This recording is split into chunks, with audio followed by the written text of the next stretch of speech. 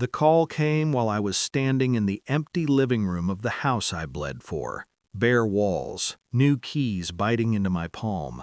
My father didn't ask how it felt. "We need to talk about the house." His voice was tight, urgent, the same tone he used when my sister crashed cars or burned bridges, and somehow it still became my responsibility. I stared at the window, at my reflection layered over the city I climbed alone. 10 years of skipped holidays, 10 years of saying no, 10 years of being invisible. "What about it?" I asked. Silence, breathing. Then, "Your sister's in trouble." Of course she was. The floor felt colder, not beneath my feet, inside my chest. This was supposed to be my moment, my proof, the one thing they couldn't take from me.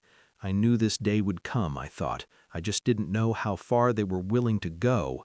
They had bet everything on her. Her education, her business idea, her future husband with the clean smile and dirty finances. They told me to be patient, to be practical, to stop dreaming. Every milestone of mine was met with silence. Every failure of hers was met with rescue. Now the truth dripped out slowly, the way liars prefer. A loan, a guarantee, my name mentioned where it never should have been. Dad spoke fast, stumbling over details. Mom cried in the background, rehearsed and hollow. "They just need time," he said. "She'll fix it." I felt something inside me settle. Not anger, recognition. This wasn't panic. This was a plan already in motion, and I was the solution they'd always assumed I'd be. I didn't argue. I didn't refuse. I listened. Then I started digging. Late nights, quiet clicks, old emails resurfacing like bodies, phone records, bank statements, property filings.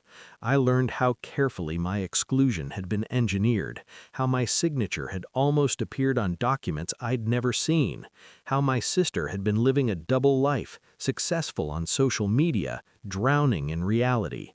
An affair with her business partner, money siphoned, debts buried. My parents didn't just ignore my dreams, they used my absence as leverage. I kept smiling, kept returning calls, let them believe I was still the obedient fallback child. Inside, every piece was locking into place. The report arrived on a Tuesday, clean, official, merciless.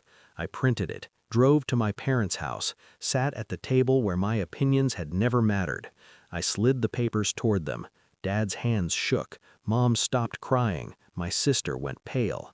"This says," I murmured, "that the debt is yours, only yours, and that you tried to make it mine." No shouting, no accusations, just facts. My sister collapsed inward, excuses spilling too fast to breathe. My parents looked at me like I was a stranger who spoke a language they'd never bothered to learn. I felt nothing. They asked for the house, not the money, the house.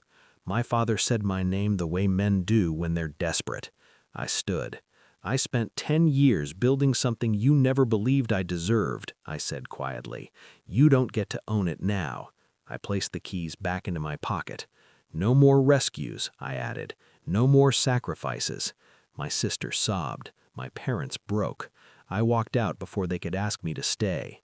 That night, I slept in my empty house. No guilt, no grief, just space.